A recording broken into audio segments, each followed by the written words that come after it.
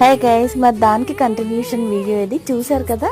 Morning అయితే ఎవ్వరు లేవలేదు, లేచినప్పటికి 11:30. లేచి బ్రేక్ఫాస్ట్ కూడా చెయ్యాలని లేదు వీళ్ళకి.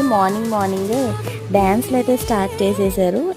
నేను లేచినప్పుడు కూడా 11:30 అయిపోయింది, ఎందుకంటే 4 o'clock వరకు అసలు పడుకోలేదు కదా, మూవీస్ చూసాము.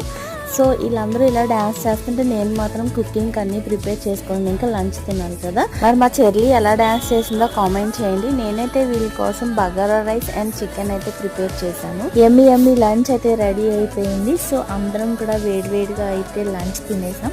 దాని తర్వాత కొంచెంసేపు ముచ్చట్లు అయితే పెట్టుకున్నాం. సో తెలియకుండానే ఈవినింగ్ అయితే అయిపోయింది. ఈవినింగ్ స్నాక్స్ తింటున్నారు, ఒక్కొక్కరు ఒక్కొక్క పని చేసుకుంటున్నారు. ఒకళ్ళు నెయిల్ పాలిష్ పెట్టుకుంటున్నారు, ఒకళ్ళు చాట్ తింటున్నారు.